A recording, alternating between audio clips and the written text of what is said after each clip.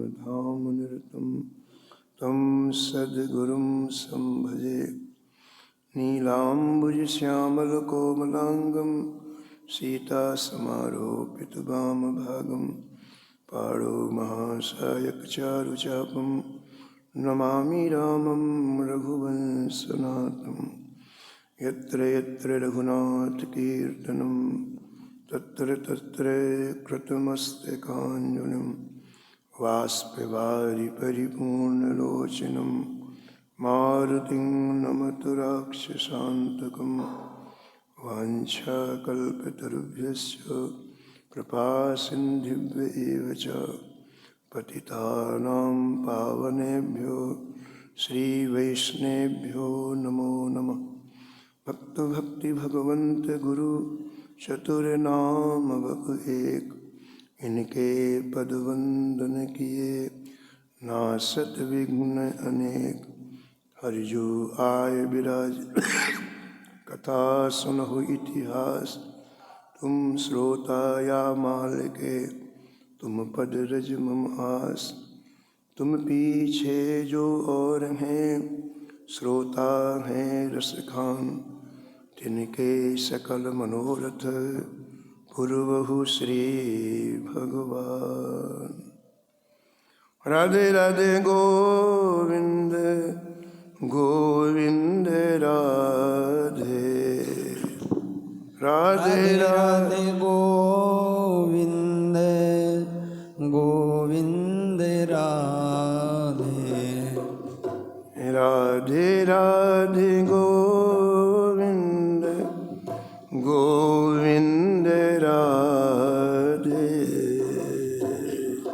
राधे राधे गोविंद गोविंद राधे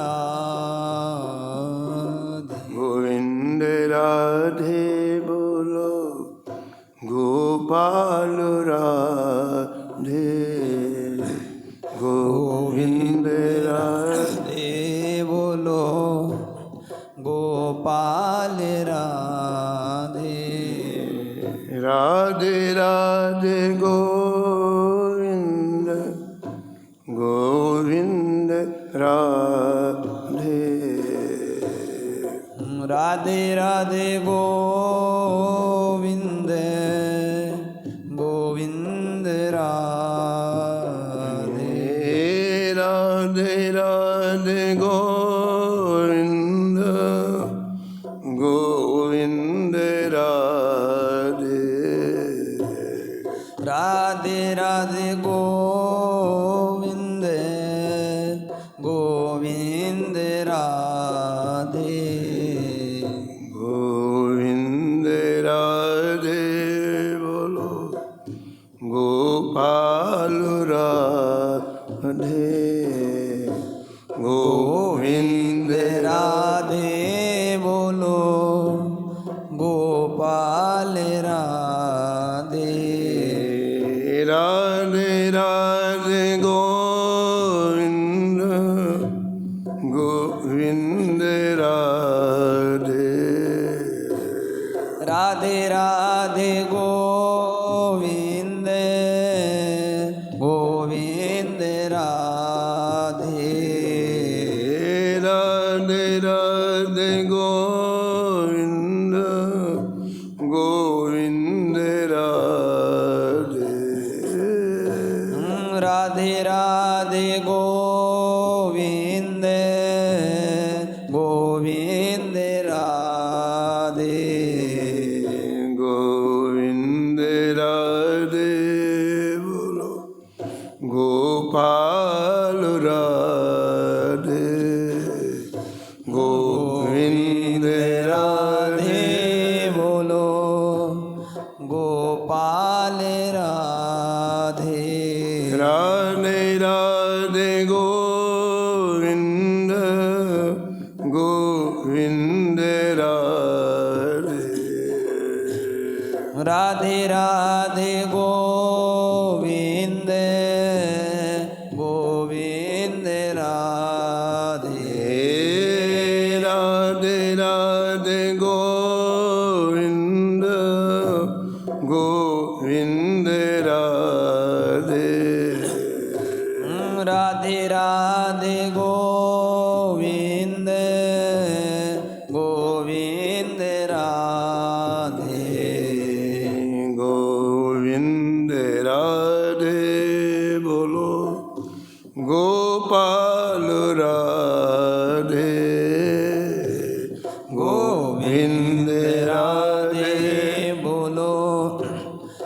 गोपाल राधे राधे राधे गोविंद गोविंद राधे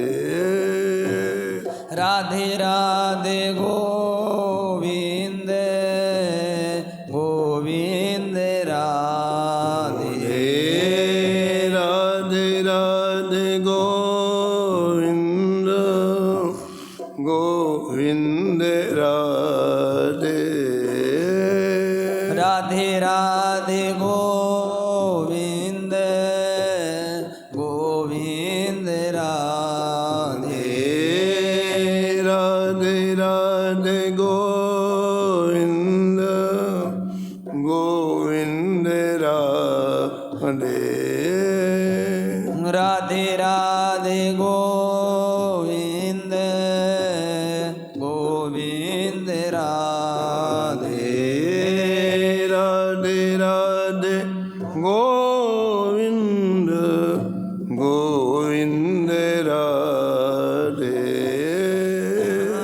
राधे राधे गोविंद गोविंद राधे राधे राधे गोविंद गोविंद राधे राधे राधे गोविंद गोविंद राधे श्री जानकी वल्लभ लाल की जय हो श्री मंगल मूर्ति हनुमान जी महाराज की जय सपरिकर श्री भक्तमाल जी की जय सब संत भगवान की जय श्री स्वामी अग्रदास जी महाराज की जय श्री नाभाजी महाराज की जय श्री प्रियादास जी महाराज की जय हो श्री वृंदावन धाम की जय हो श्री बांके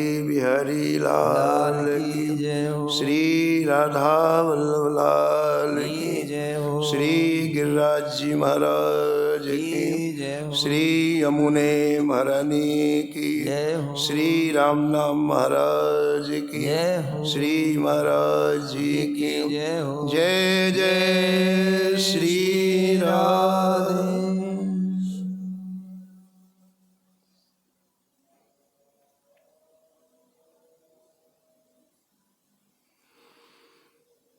आसुधीर उद्योत कर रसिक छाप हरिदास की आसुधीर उद्योत करे रसिक छाप हरिदास की जुगल नाम सोनेम जपत नित कुंज बिहारी जुगल नाम सोने में जपत नित कुंज विहार अवलोकत रह केली सखी सुख के अधिकारी अवलोकत रह केली सखी सुख के अधिकार गान कला गंधर्व श्याम श्यामा को तो से गान कला गंधर्व श्याम श्यामा को तो उत्तम भोग लगाए मोर मरकट तिमि पोसे उत्तम भोग लगाए मोर मरकट तिमि तो नपति द्वार ठाणे रहे नपति द्वार ठाणे रहे दर्शन आशा जास की दर्शन आशा जास आस धीर उद्योत करे आस धीर उद्योत करे रसिक छाप हरिदास रसिक छाप हरिदास प्रातः स्मरणीय परम वंदनीय श्री भक्तमाल के रचयिता श्री नाभा गोस्वामी जी इस छप्पे में श्री धाम वृंदावन में जिन्होंने श्री बिहारी जी को प्रकट किया है, ऐसे परम रसिक स्वामी श्री हरिदास जी महाराज का स्मरण किया है। भक्तमाल के टीकाकार श्री प्रियादास जी महाराज लिखते हैं, स्वामी हरिदास रस रास को बखान सके, स्वामी हरिदास रस रास को बखान सके, रसिकता छाप जोई जाप मध्य पाइए, रसिकता छाप जोई जाप मध्य पाइए, जाप मध्य पाइए, जाप मध्य पाइए। श्री प्रियादास जी महाराज लिखते हैं कि अनन्य नरपति स्वामी हरिदास जी श्रृंगार रस की उपासना के आचार्य थे। आपकी रस भावना का कौन वर्णन कर सकता है। आपने श्री युगल नाम स्मरण पूर्वक प्रिया प्रीतम की केली विलास लीला का भावना करते समय श्री प्रिया जी प्रकट होकर के स्वामी हरिदास जी को रसिक की छाप प्रदान की।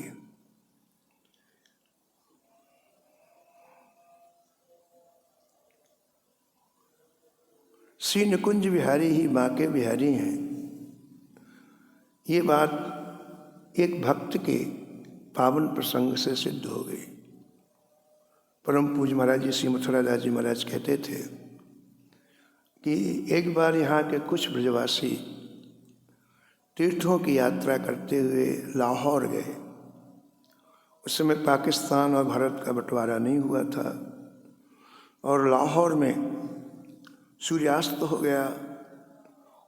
उन्हें विचार किया कहीं ठहर जाएं, तो किसी से पूछा, भैया एक रात्रि ठहरना है, कोई स्थल है यहाँ पर? लोगों ने सामने एक मकान दिखा दिया। बोले आप वहाँ चले जाओ, वह व्यक्ति आपको ठहरा देगा। चारों ब्रजवासी पहुँचे, दरवाज़ा खटखटाया, वो व्यक्ति निकला। पूछा, महाराज कहाँ से आए हैं? बोले भैया सीधा हम वृंदावन से आए हैं, तीर्थ यात्रा करने के लिए एक रात्रि ठहरना है। वृंदावन का नाम सुनते उसके हृदय में बड़ा भाव जागृत हुआ। बोले आप विराजो। उसने हमारे चौकी लगा दी, 4 भोजन की व्यवस्था कराई, बड़े प्रेम से भोजन कराया और भोजन कराने के बाद उनके समीप में बैठा। बोले महाराज वृंदावन में क्या है? मैंने तो कभी वृंदावन का दर्शन नहीं किया, आपके मुख से पहली बार वृंदावन का नाम सुना, तो वृंदावन में क्या है? वहाँ यदि जाया जाए तो वहाँ क्या देखना चाहिए वृंदावन? तो उन ब्रजवासियों ने कहा कि भैया इस समय वृंदावन में स्वामी हरिदास जी ने श्री बांके बिहारी जी को प्रकट किया है और बांके बिहारी जी का इतना आकर्षण है कि लोग दूर दूर से खिंचे हुए चले आ रहे हैं। इसलिए श्री राम वृंदावन जाना है तो तुम अवश्य श्री बांके बिहारी जी का दर्शन करो। फिर उन लोगों ने पूछा कि महाराज यदि बिहारी जी का दर्शन करने के लिए जाएं तो हमें क्या वस्तु ले जाना चाहिए जो बिहारी जी को बहुत प्रिय हो? तो उन ब्रजवासियों ने कहा कि बिहारी जी के यहाँ बाहर की कोई वस्तु उपयोग में नहीं आती है। बिहारी जी के यहाँ तो 12 सर्फियाँ रोज निकलती हैं और परम पूज्य स्वामी हरिदास जी महाराज संपूर्ण सेवाएं उससे करते हैं। उत्कृष्ट से उत्कृष्ट सेवाएं बिहारी जी की करते हैं उससे। इसलिए भैया बाहर की चीज़ों का उपयोग श्री बिहारी जी में नहीं होता है। हाँ, 3 चीज़ों का उपयोग बिहारी जी में होता है। पहली चीज़ है कोई सुगंधित इत्र बिहारी जी के लिए ले जाए, पवित्र इत्र हो, सुगंधित इत्र हो और मौसम के अनुसार हो। ठंडी में गर्म इत्र लगाते हैं बिहारी जी, गर्मी में ठंडा इत्र लगाते हैं। तो ऐसे इत्र की सेवा श्री स्वामी हरिदास जी स्वीकार कर लेते हैं। और दूसरी बात बताई, यदि कोई सुगंधित माला ले जाए बिहारी जी के लिए, इसमें सुगंधी आ रहे हो, बिना सुगंधी के पुष्प ठाकुर जी को अर्पित नहीं किए जाते हैं। जिन पुष्पों में सुगंधी हो वही ठाकुर जी को अर्पित किए जाते हैं। तो कहा कि दूसरी सेवा स्वीकार बाहर की होती है पुष्पमाला की। यदि सुगंधित पुष्पमाला बिहारी जी के पास ले जाया जाए तो स्वामी जी उस सेवा को स्वीकार कर लेते हैं। और तीसरी सेवा बताया, यदि किसी का गला अच्छा हो, किसी का कंठ अच्छा हो, और यदि वो बिहारी जी के सामने अच्छी राग रागनी से पद गाए तो स्वामी हरिदास जी उसे स्वीकार कर लेते हैं। चौथी चीज़ कुछ भी स्वीकार नहीं करते हैं। पहली, श्री बिहारी जी के लिए इत्र, दूसरा श्री बिहारी जी के लिए सुगंधित माला, और तीसरा अच्छी राग रागनी में गाया हुआ कोई पद। तो लाहौर के उस व्यक्ति ने कहा कि मैं अच्छा गा नहीं सकता, क्योंकि मैं तो पहलवानी करता हूँ, तो मैं गा नहीं सकता। दूसरी बात, मैं माला यहाँ से ले जाऊँगा, पैदल यात्रा में न जाने कितने दिन मुझे लगेंगे, तो माला सूख जाएगी, वो भी बिहारी जी के काम में नहीं आएगी। हाँ, तीसरी चीज़ मैं कर सकता हूँ कि बढ़िया सा इत्र निकलवाऊँ और वो इत्र बिहारी जी की सेवा में पहुँच जाए। तो बोले ठीक है, तुम इत्र की सेवा करो बिहारी जी की। प्रातःकाल हुआ और वो ब्रजवासी चले गए, लेकिन एक क्षण का सत्संग उसे जो प्राप्त हो गया, वृंदावन में रहने वाले उन ब्रजवासियों का जो सत्संग प्राप्त हो गया थोड़ी देर, तो उसके मन में बिहारी जी के दर्शन की उत्कंठा जागृत हो गई। अभी तो अपने काम में लगा था, सुबह से शाम कहाँ वृंदावन है, कहाँ बिहारी जी, उसे कुछ पता नहीं। लेकिन ब्रजवासियों का सत्संग मिल गया थोड़ी देर, तो उसके मन में उत्कंठा जागृत हो गई, मैं भी बिहारी जी का दर्शन करने जाऊंगा। तो एक इत्र वाले के पास गया, हो कहा भैया हमें शुद्ध और पवित्र इत्र चाहिए।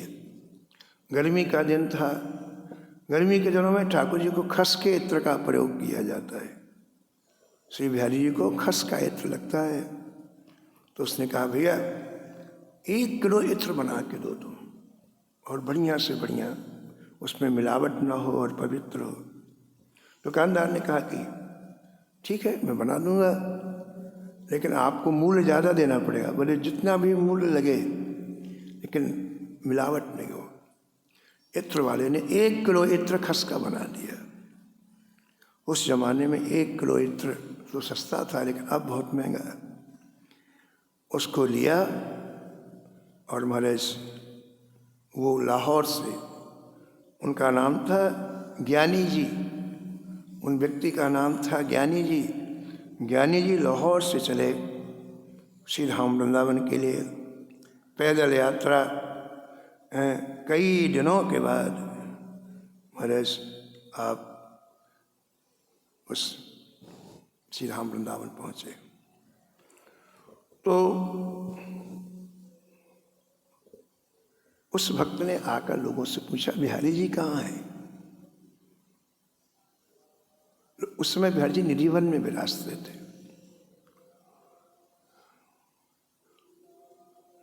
लोगों ने बता दिया पता, और वो चलते हुए निधिवन आया। निधिवन में आया तो श्री बिहारी जी सुंदर एक कुंज में विराजमान थे।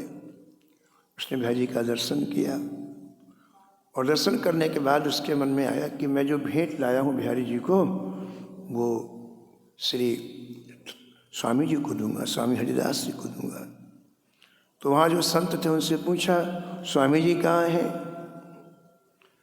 लोगों ने कहा कि इस समय ठीक शाम को 4 बजे हैं, और 4 बजे स्वामी जी नित्य प्रति श्री यमुना तट पर जाते हैं। स्वामी जी का नियम था प्रतिदिन सायंकालीन 4 बजे संतों के साथ यमुना पुलिन पर जाते। यमुना पुलिन पर बालू के ऊपर विराजमान होकर के 1 घंटे तक आप ध्यानस्थ रहते, ध्यान में रहते, शरीर यहीं रहता, दिव्य शरीर से आप निकुंज चले जाते। भगवान का दिव्य धाम, निज धाम, जहाँ सतत भगवान की लीलाएं होती रहती हैं, उसका नाम है श्री निकुंज, श्री साकेत, श्री गोलोक। तो रोज का नियम श्री स्वामी हरिदास जी का, यमुना तट पर आप विराजमान हो जाते, सैकड़ों संत साथ में जाते, चारों तरफ से घेर लेते संत उनको, और स्वामी जी आंख बंद करके, शरीर यहीं रहता, दिव्य शरीर से निकुंज में पहुंच जाते। जितने संत यमुना जी के तट पर विराजते, वो कोई न कोई उसमें भक्त की चर्चा करते या सीधाम वृंदावन की महिमा की चर्चा करते, और इस तरह से 1 घंटे रोज का नियम था। तो आज भी स्वामी हरिदास जी यमुना तट पर गए हुए थे। उस विज्ञानी नामक भक्त के मन में आया, जो लाहौर से आया था, कि मैं भी यमुना जी किनारे चला जाता हूँ और दर्शन कराता हूँ। तो धीरे धीरे यहाँ से चला, पूछता पूछता, और उस समय भीड़ बहुत थी, कम थी, वृंदावन बहुत कम थी, गिने चुने लोग वृंदावन आते थे। वही अक्सर वही लोग आते थे जिन्हें भगवान का साक्षात्कार करना हो, अंतिम समय वृंदावन में रहना हो, बस वही आते थे। बहुत कम लोग थे, तो पता चल जाता था कौन कहाँ है, कौन कहाँ नहीं है। तो चलते चलते यमुना तट पर पहुँचे विज्ञानी भक्त। वहाँ देखा कि स्वामी जी ध्यानस्थ बैठे हुए, चारों तरफ संत बैठे, स्वामी जी ध्यानस्थ बैठे हुए। तो चुपचाप बैठ गया। अभी ध्यान में है, अभी कुछ करना नहीं चाहिए।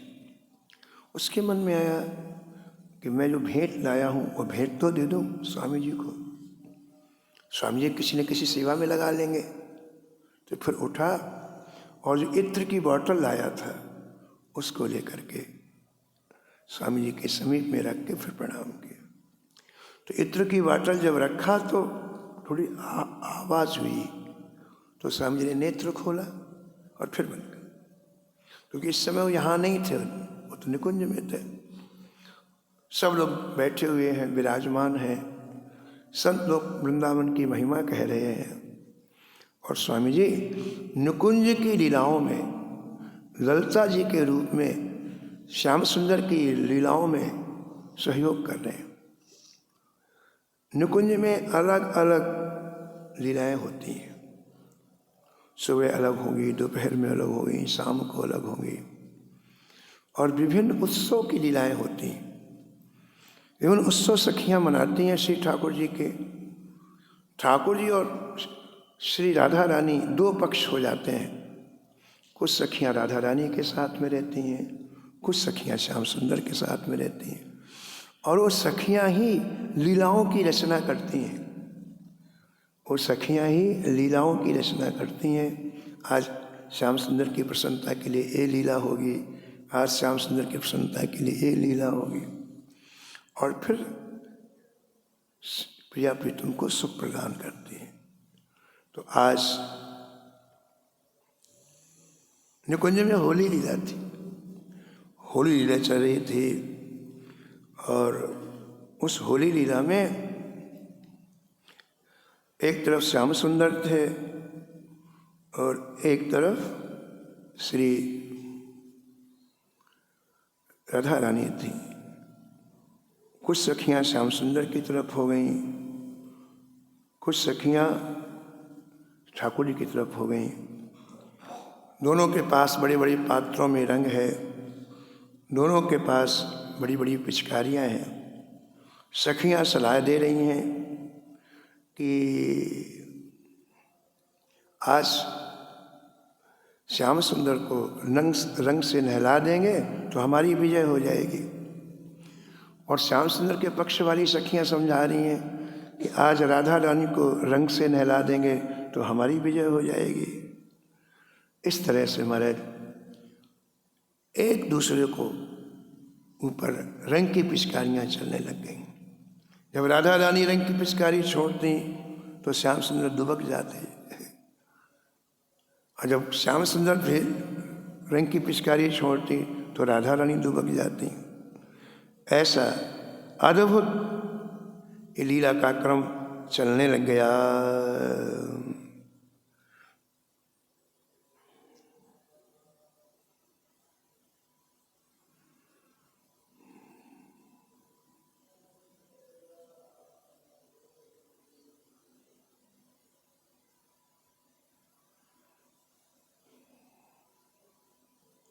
उसी समय राधा रानी के पात्र में जो रंग था वो समाप्त हो गया।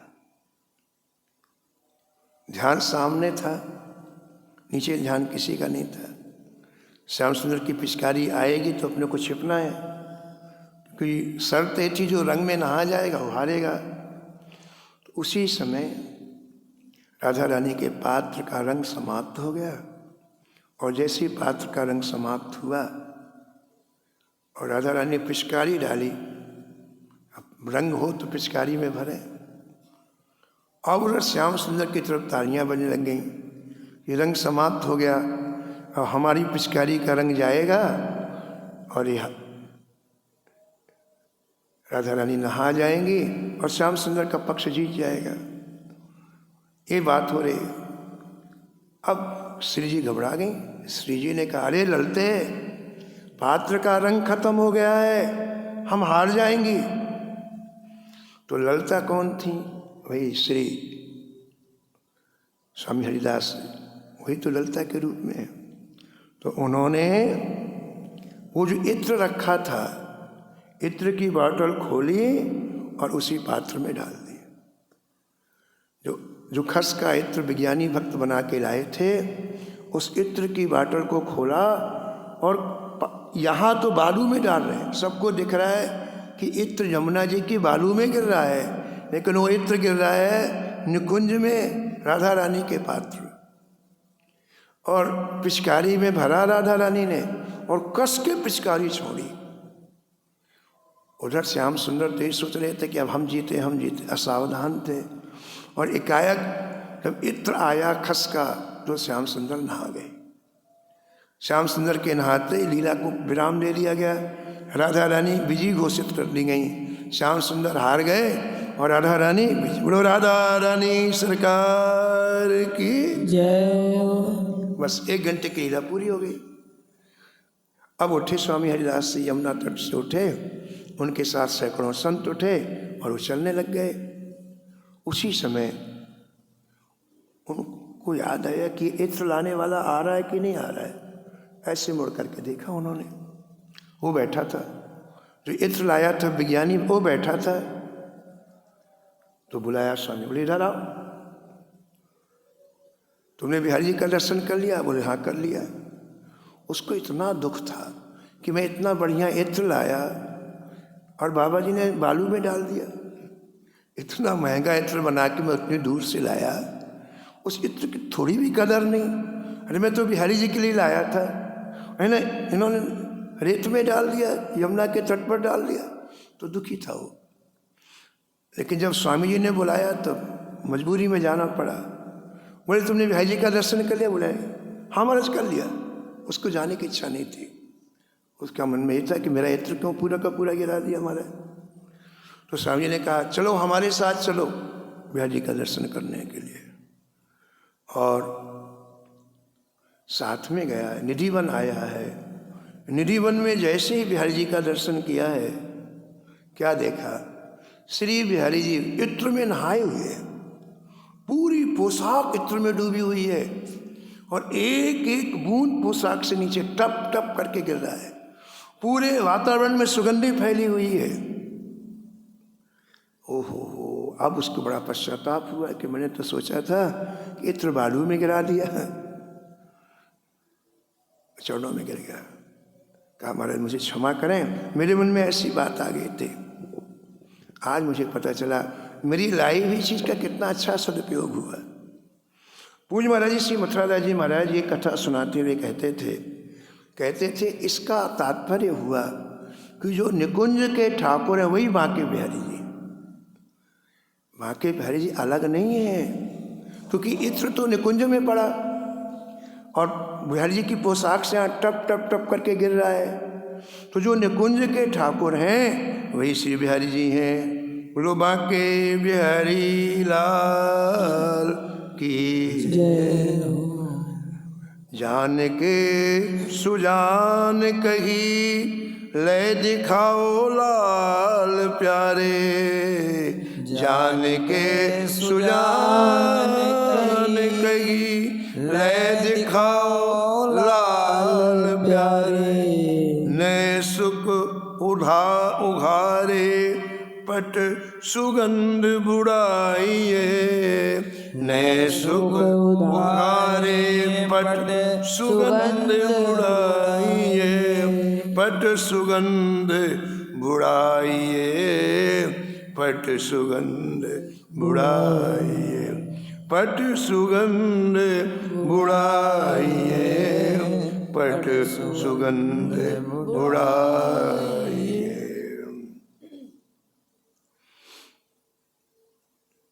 हरिदास, स्वामी हरिदास जी ने केली माल में एक प्रसंग लिखा है।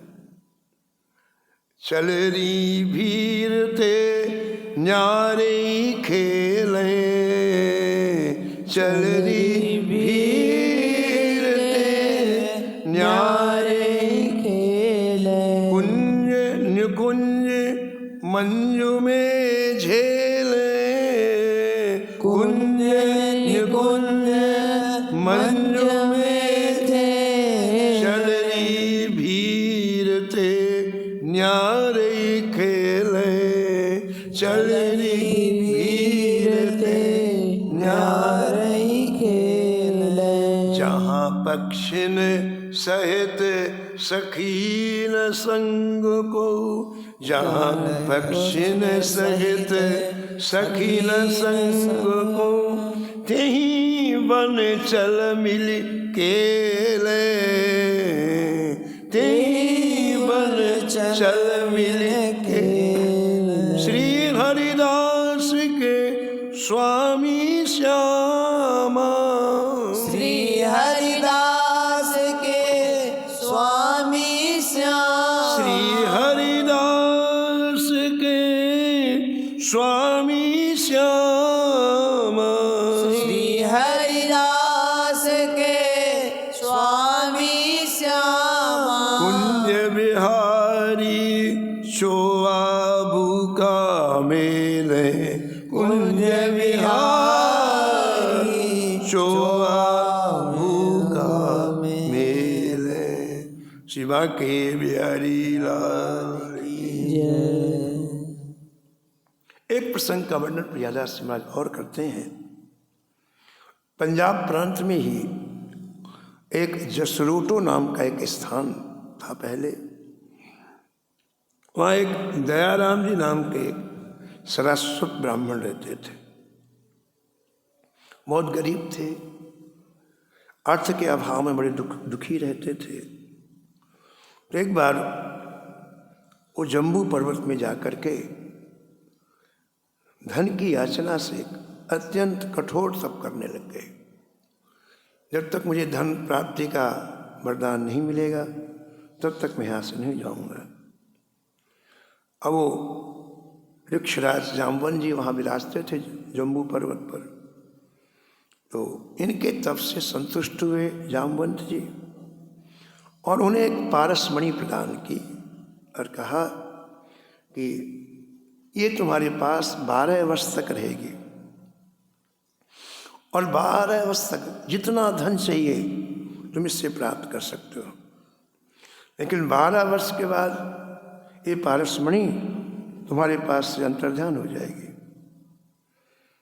तो बेहतर ये है कि 12वां वर्ष जब प्रारंभ हो तो किसी सत्पात्र को दे देना, तो उसके पास भी 12 वर्ष तक निरंतर ये धन देती रहेगी। ब्राह्मण देवता बड़े प्रसन्न हो गए।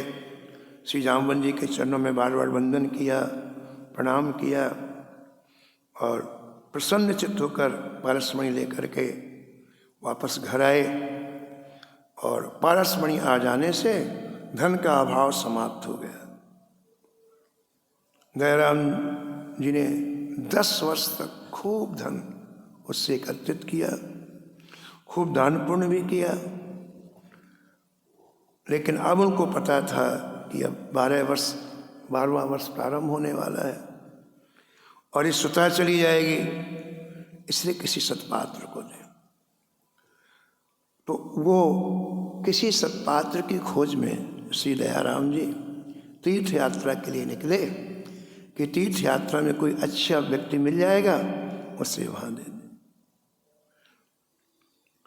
चलते चलते ये वैजनाथ धाम पहुँचे। सबसे पहले भगवान शंकर का एक दिव्य स्थल है श्री वैजनाथ धाम, वहाँ पहुँचे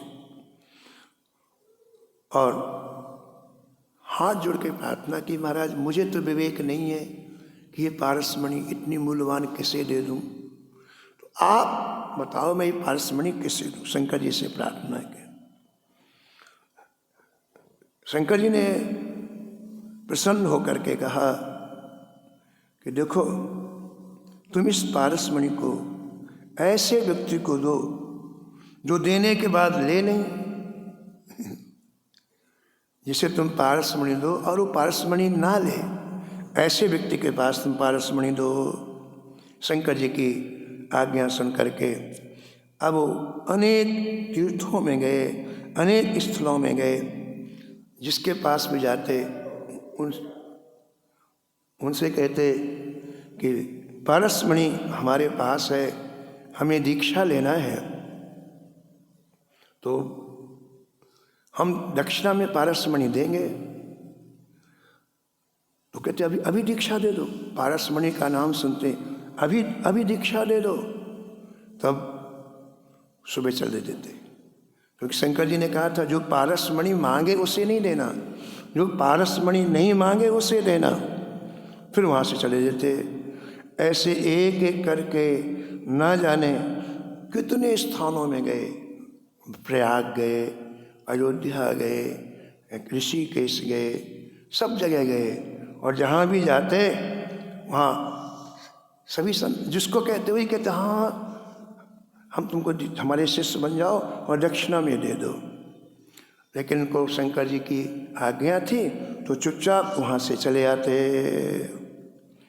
इस तरह से आप घूमते घूमते सीधाम वृंदावन आए।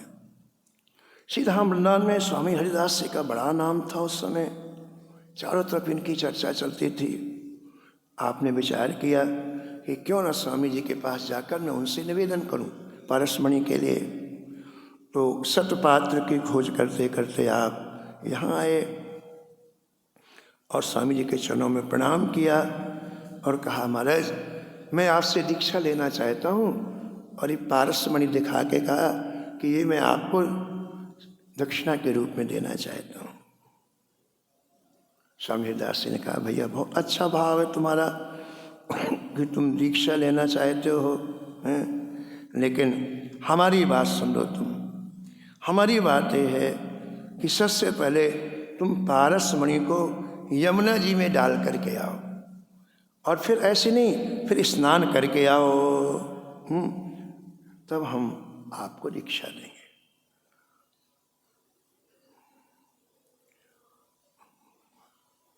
राजा रघुराज सिंह लिखते हैं प्रिया योग पारसहि विचारी, प्रिया योग पारसहि विचारी, दय यमुना दहार मद डारी, दय यमुना दहार मद डारी, सो फेंको पारस यमुना में, सो फेंको पारस यमुना में, विस्मय हर्ष कियो यमुना में, विस्मय हर्ष कियो यमुना में। तो वो समझ गया कि इन्हीं को पारसमणि देना चाहिए। इन्होंने बिल्कुल नहीं कहा कि हमें दे दो, हम अभी दीक्षा देते हैं। उन्होंने ये कहा कि पहले तुम फेंक के आओ। तो बड़ा प्रसन्न हुआ, पारसमणि लेकर के गया और श्री यमुना जी में डाल करके स्नान करके गीले कपड़े से वापस आया, और आ करके प्रणाम किया।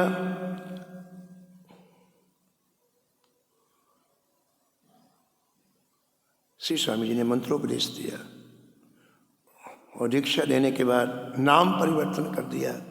इनका नाम दयाल दास रख दिया। दयाराम था, दयालदास रख दिया और इनको समझाया कि देखो तुम जिनको संपत्ति समझते हो, पारसमणि संपत्ति, वो संपत्ति नहीं है। संपत्ति श्री श्यामा श्याम है। इसलिए श्यामा श्याम के सामने तुच्छ पारसमणि का क्या मूल्य है। इसलिए आज से तुम संपत्ति श्यामा श्याम को समझो, हृदय से पारसमणि को निकाल देना। अब असली संपत्ति श्यामा श्याम है। इस पारसमणि से कोटि कोटि गुणा श्री श्यामा श्याम के नाम गुण का महत्व रसिकों ने बताया है। इसलिए इस बात को तुम हृदय में रखना, ऐसी शिक्षा दी और कहा देखो वो सामने वृक्ष है, हमने तुम्हें मंत्र प्रदान किया है, आज बैठ करके 3 घंटे उसका जप करो। ऐसी स्वामी हरिदास ने आज्ञा दी।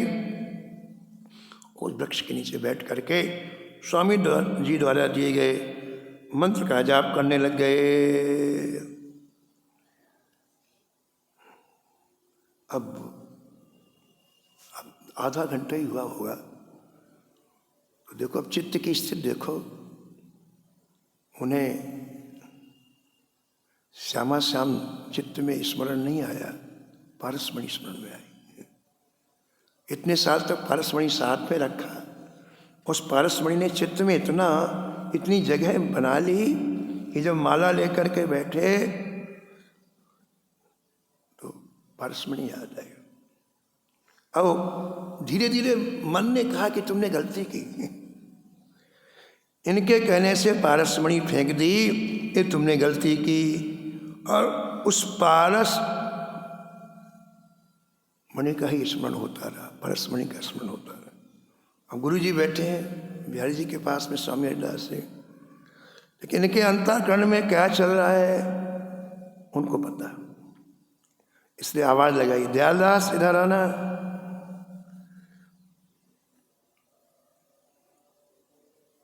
ठीक है, हमको यमुना जी के जल के अंदर जो मिट्टी रहती उसकी आवश्यकता है।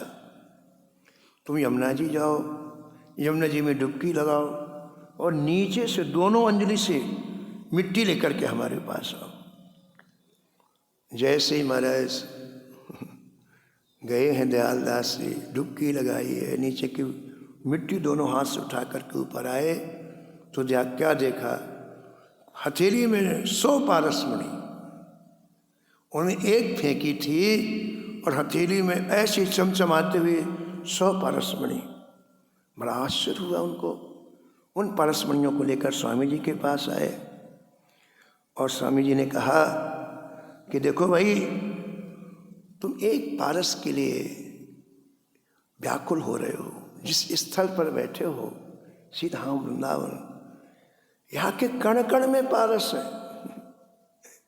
इतना दिव्यादिव्य स्थल तुम्हें प्राप्त हो गया और वहाँ श्यामा श्याम का चिंतन न करके तुम पारस का कर रहे हो।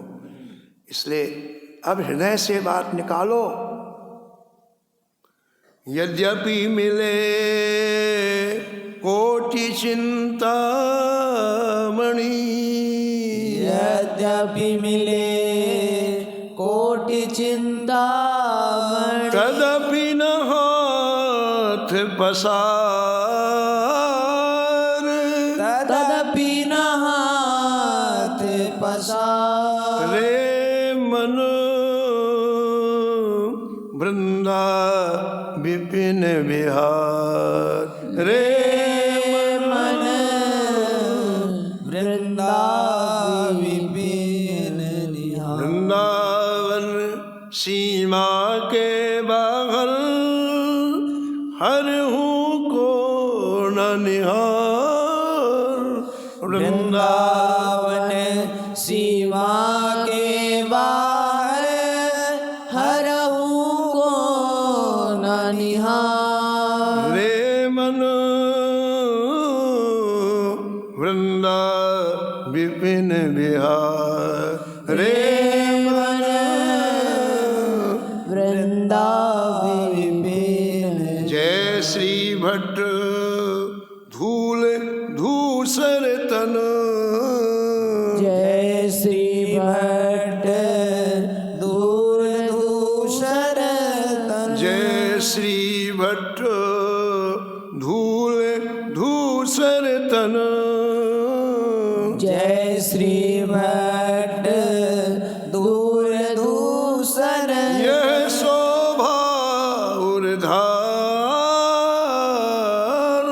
यह शोभा उर्धार। रे मनु वृंदा विपिन विहार। रे मन वृंदा विपिन विहार। इस तरह से अनेक प्रसंग स्वामी हरिदास जी के हैं। समय की मर्यादा में वाणी को यहीं विराम, शेष कथा फिर श्रवण करेंगे। नमो नमो श्री भक्त सुमाल। नमो नमो श्री भक्त सुमाल। जाके सुनत महात्म नासत। जाके सुनत महात्म नासत। और झलकत राधा नंदलाल। फूल झलकत राधा नंदलाल। गद गद स्वर पुलकित अंग अंगनी। गद गद स्वर पुलकित अंग अंगनी। लोचन बरसत हसुअन जाल। लोचन बरसत हसुअन जाल। उतर जात अभिमान ब्याल विषय। उतरि जाते अभिमान ब्याल विषय। लेत जीवाए सुरस तिहि काल। लेत लिवाय सुरस तिहि ब्याल। नमो नमो श्री भक्त सुमाल। नमो नमो श्री भक्त सुमाल। होत प्रीत हरि भक्त जनन सो। होत प्रीत हरि भक्त जनन सो। लेत शीघ्र हटि चरण प्रचार। लेत शीघ्र हटि चरण प्रचार। तजत कुसंग लेत सतसंगति। तजत कुसंग लेत सतसंग। जय जय भाग जगत को अद्भुत भाल। भाग जगत को अद्भुत भाल। नमो नमो श्री भक्त सुमाल। नमो नमो श्री भक्त सुमाल।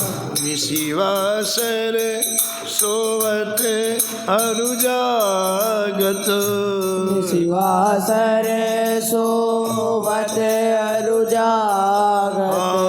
रोम रोम हुए करत निहाल। रोम रोम है करत निहाल। श्री अग्र नारायण दास प्रिया प्रिय। अग्र नारायण दास प्रिया प्रिय। श्री अग्र नारायण दास प्रिया प्रिय। अग्र नारायण दास प्रिया प्रिय। प्रगति जीवन रसिक रसाल। प्रगति जीवन रसिक रसाल। नमो नमो श्री भक्त सुमाल। नमो नमो श्री भक्त सुमाल।